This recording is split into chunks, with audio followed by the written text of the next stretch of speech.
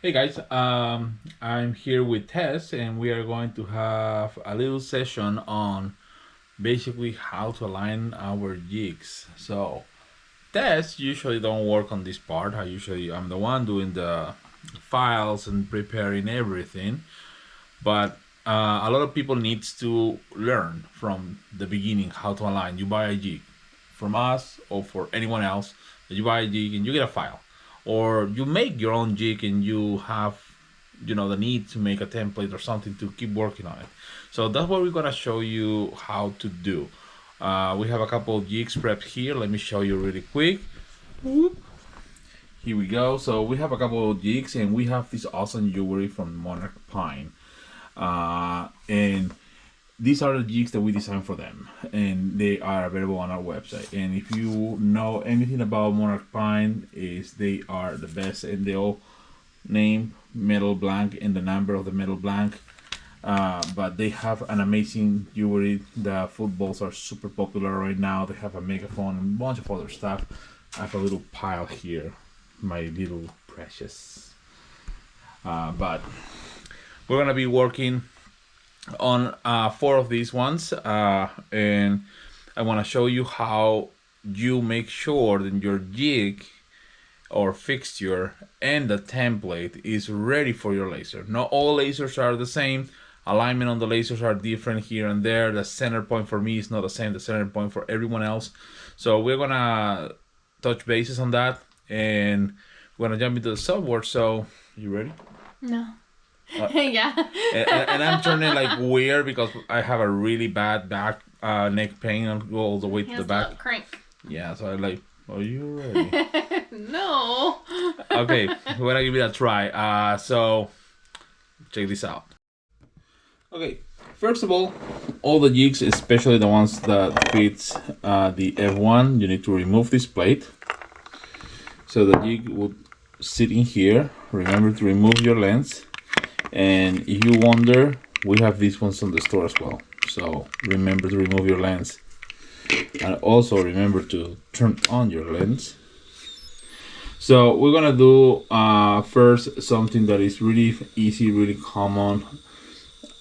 We're gonna do the earring. So this studs has one right in the middle. So what you can do is always put at least the first one here.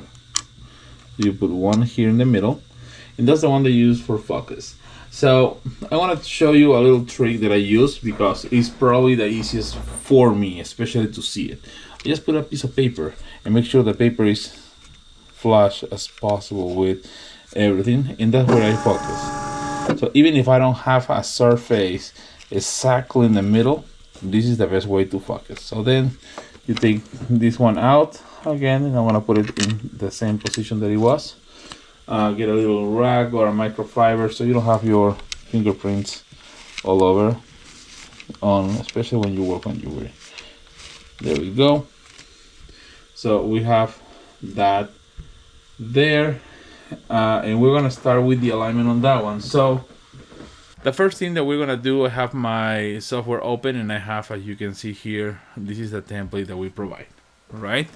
So Tess is going to be playing with this a little bit more. So the first thing that you should know is that this is the main area, but the F1 is a circle lens on a basically square surface. With that being said, we're going to need to make sure that our surface completely is covered uh, in proportion to the distance and everything for the laser, which is a little bit different in each machine. So normally this is a group, and it has an output on the right top of the screen. I think you guys don't see that, so let me change that here. I'm gonna change that like this. There you go. Now you'll see here that I say output on the right corner. Different softwares, but this is the updated version. So when you turn off this output, you don't have any of these things going out for framing or anything. It's just a reference, right? So since this is a reference, we can create a circle, and we know that we have the middle and we have this right next to it. So we can create a little circle here, hold down shift, to make a little circle, and I'm gonna put this right there. This is supposed to be the center of my step, right?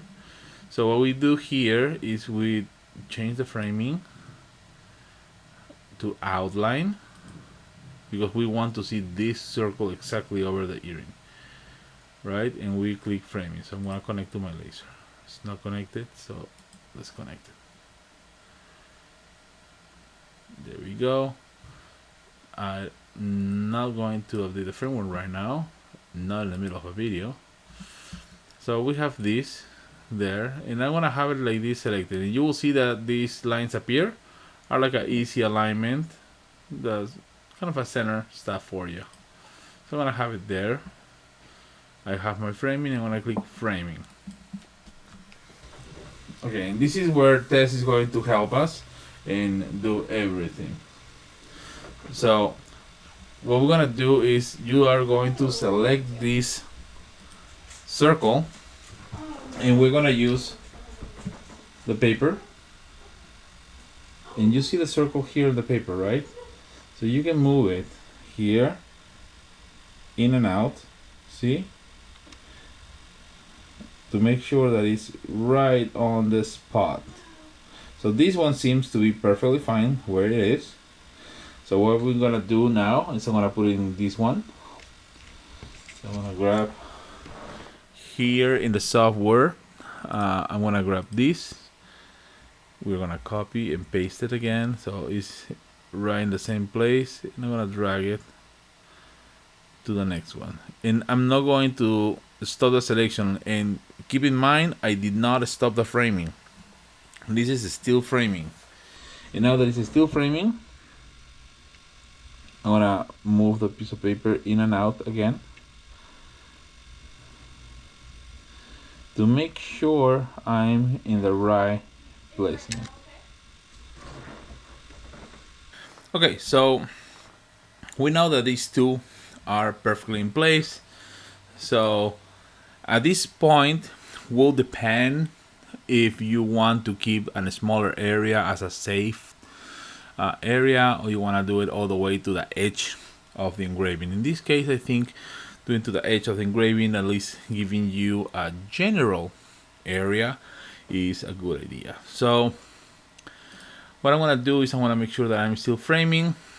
I'm going to select these two, copy and paste, and I'm going to move it in here. So now that I have these other two, I'm going to select this one, this one, this one, and this one.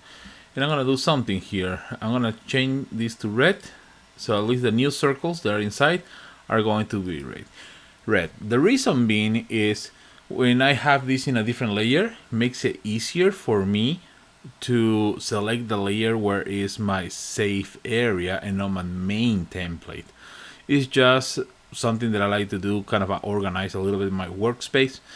But let's see where this one is land that I have selected here. So I'm gonna move one of these studs. I'm gonna select this one here, and I'm gonna put it inside this here, and I'm gonna move this other one, and I'm gonna put it here. Since I'm not engraving, I'm not gonna be cleaning my thumb prints every single second. But here we go again. You can see where the circle is. There we go, one more time. So this one is fine as well. Now I'm going to select this one here. The framing automatically will change to that one, and I can see here where it goes. There it is. So in this case, this is a little closer to the edge. You see here, when it's a little bit closer to the edge, you see that sometimes it's a little bit skewed. So this one is too close to this edge that didn't happen in the one here. So this circle needs to go just a little bit inside. So this is what we're gonna do. I'm going to make sure that I'm selecting just this circle, and I'm gonna use my keyboard Now I'm gonna tap it one time, 2 times. So now you see here that the red circle is a little bit off center with this major circle. The major circle was the jig originally. That's the shape that we used to create this jig. So we are now making the adjustments and corrections for our lens on the laser. So now that it's selected and I move it a couple times, I'm gonna pass a piece of paper again, and now it's perfect. This is just perfect in place. Okay, now we're gonna repeat the operation. One to select these two, copy and paste, and I'm gonna put it here. And again, this one is still in the center. This one here is still in the center on the other ones, and this one is a copy of the bottom one that was a little bit off center. So I'm gonna start with this one. I wanna see where it is. So here, if you fill this with more stuff because you're doing a lot of them and not only one, that's even better. But now I'm gonna select this one, so I'm gonna move them. I only have one pair available right now. These were supplied by Katie at Monarch Pine, and these are super nice though. And you can see already here that this is off.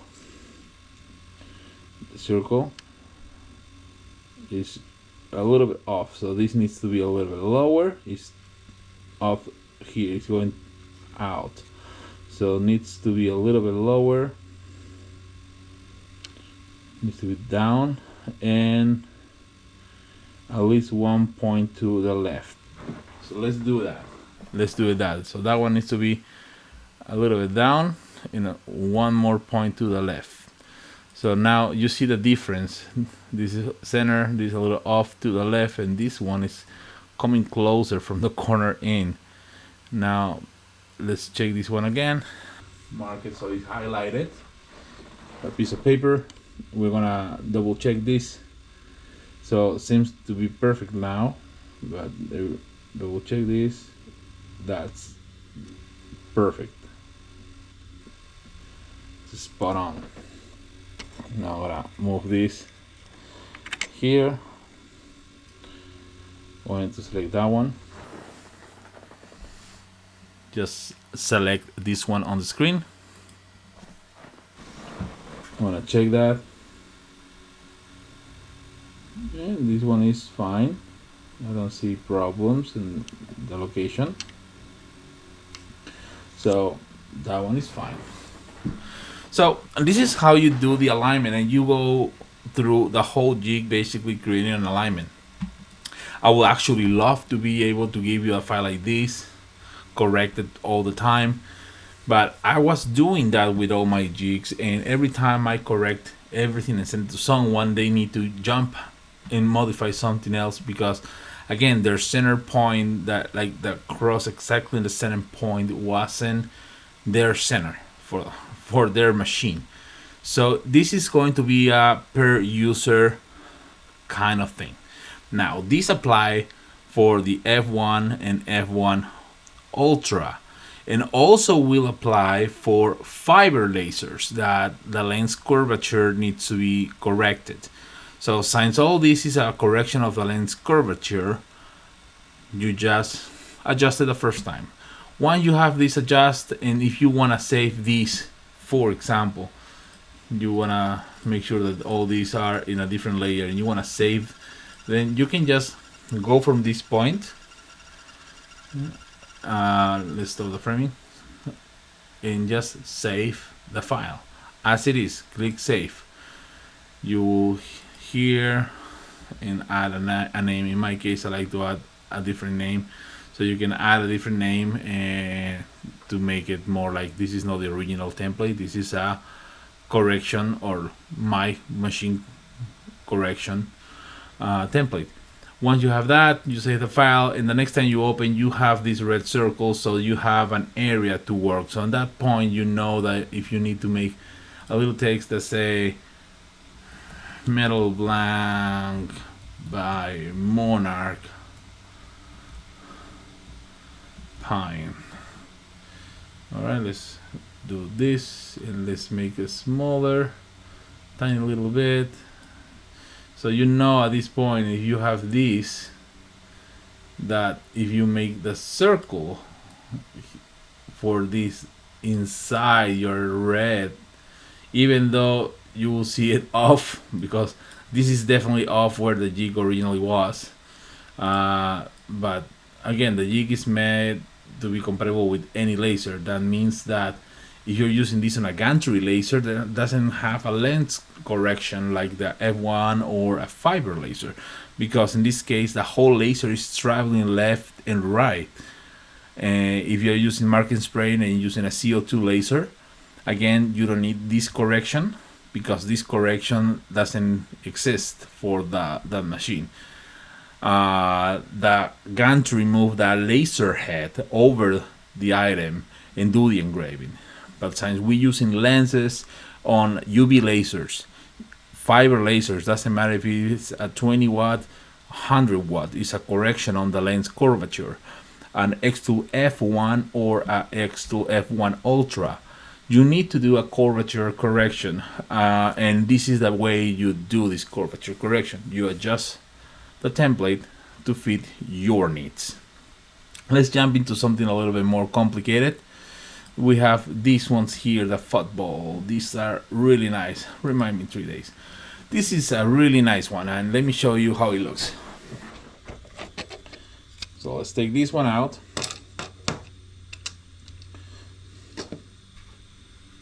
And let's put these guys here. So I'm gonna start saying for once, this is super popular lately.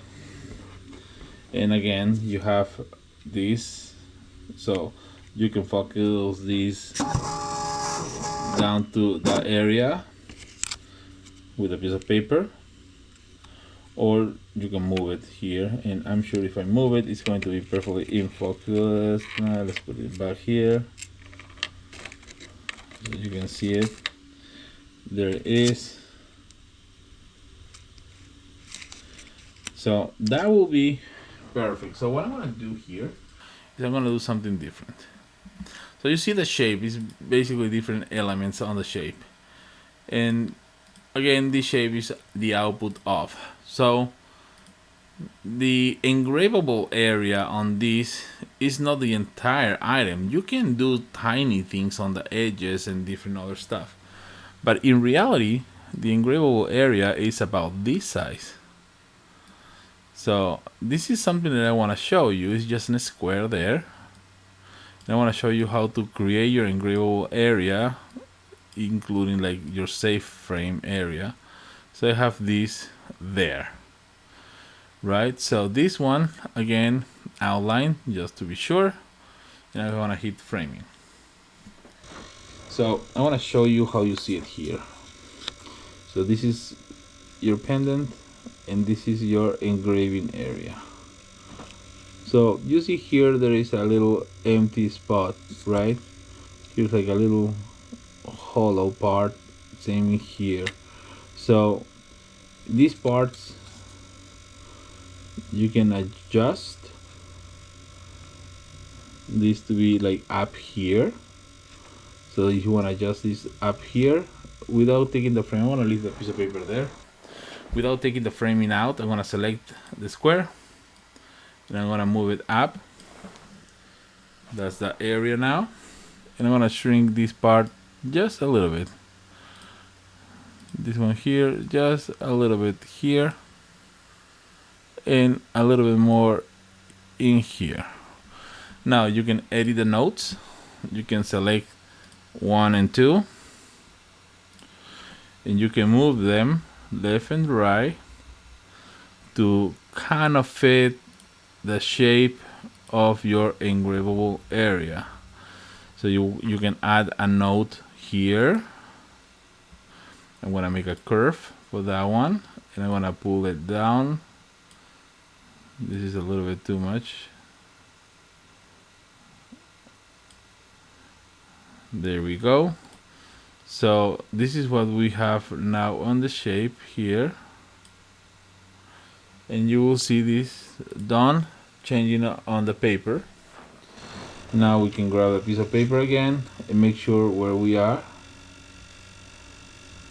This needs to go up here. Overall, we are on a good standing area. A little bit, shrink it a little bit and cut this corner here.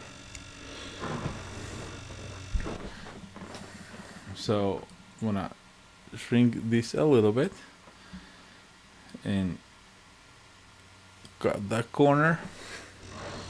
Let's look again. Okay, that looks like a area for that name. So when you do the engraving of the name, you can do this. So we'll make sure that this is in place. Here it's like in the middle of the element, just to make sure. Again, a double check, just a little bit higher. That looks a little bit more appropriate here.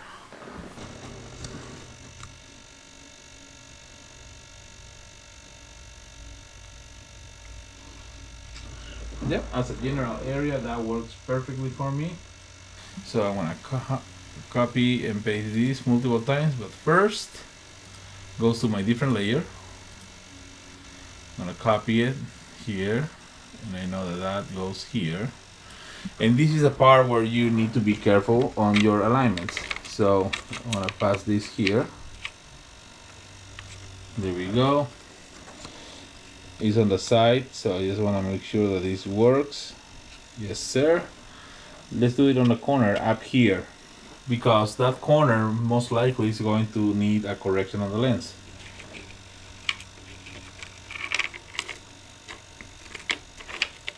There we go. So now we copy and paste.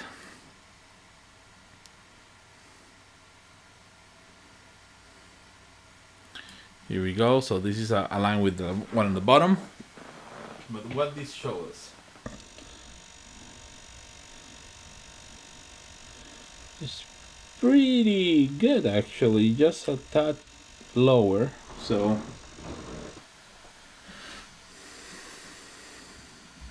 do it like that. So you can see how thick this bottom part is and what is the thickness on this one. And again, that goes with the correction of the lens. So you will repeat this operation, copy and paste this operation everywhere to make sure that you're engraving in the desired position, you know, that you want it.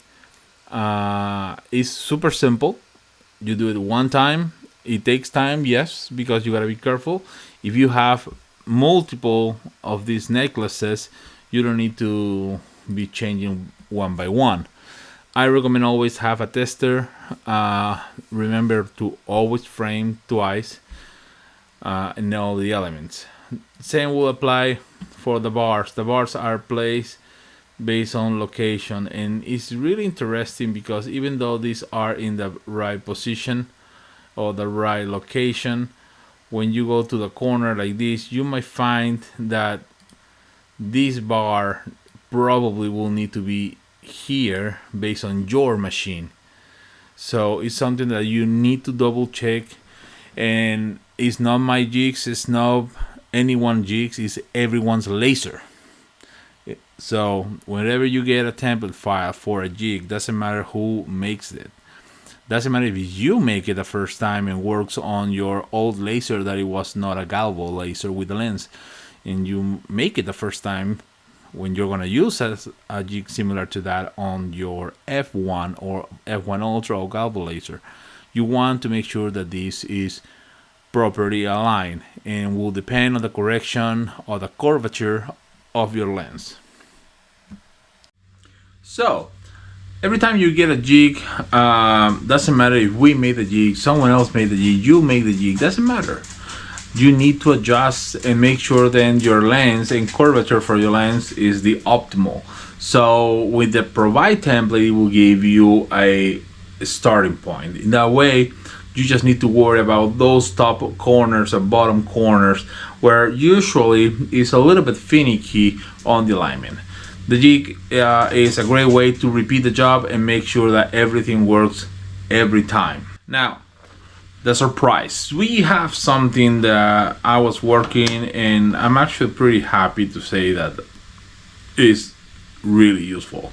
So you have an F1 Ultra, you have a fiber laser, even you have an Xtool. It might be useful for a regular F1, but here is. We have a new fixture. This one is a little bit bigger than normal. It's a bunch of parts, and of course is mobile. So with this one, you can do the license plate. So this is a self-centering license plate fixture. You will put it on your fiber laser or F1 Ultra, fix it in place, and it has some rubber band system and some gears in the middle. So when you open one, the other one opens proportionally, and they close right in the middle. So all you have to do to get these for free is leave your comments below what else you would like to see from us, number one. Number two, how you find us, how you learn about us, and most important, like the video, share the video. If you're not subscribed, subscribe and leave a comment so you can get one for free. This is valid for United States, continental. Shipping is included, of course, in all this, and every single plate will fit. Even though this one is a 6x12, that you will see is smaller in area. There are a couple others that are a little bit smaller. They will fit as well. You just need to push it a little higher so it's flush on the top. And with that, you can have your license plates perfect every time. So this is going to be on the website, available for ordering very, very soon, in a couple of days. But you want to get one of these puppies in your hands for free, is on us. All you have to do is follow us, leave a comment below, subscribe, like the button, and ring the bell there so you can get all the new updates. So with all the jigs, Monarch Pine has an amazing quality in all their stuff. Like, look at this dog paw that has a little heart in it, so you can engrave whatever you need on it. And we have the jig for it. All the jig for Metal Pine will come with a signature on the back for what blank is the best for this. I'm sure there might be other companies that can fit in this, but we are working with the blanks that Monarch Pine brings. You will find Monarch Pine on monarchpine.etsy.com, and all the jigs are on our jigs and fixtures section under Monarch Pine. And if you are going to Monarch Pine, use coupon AlivePixel and get a discount on your order. We have also Lancaster Laser Supply. Lancaster Laser Supply have things like this knife, awesome wallets that are really unique. You won't find those wallets anywhere else. Some leather and materials. And you can make a purchase and use code AlivePixel10 for 10% discount on your purchase. So lancastersupply.com and then monarchpine.etsy.com are two of our friends, and we have more friends coming working with us to make all these experience with the laser awesome. So there you guys have it. Don't forget, I will send one to a random person that we will choose from the comments below. Leave your comments, tell us what content you want to see from us, and fire the laser.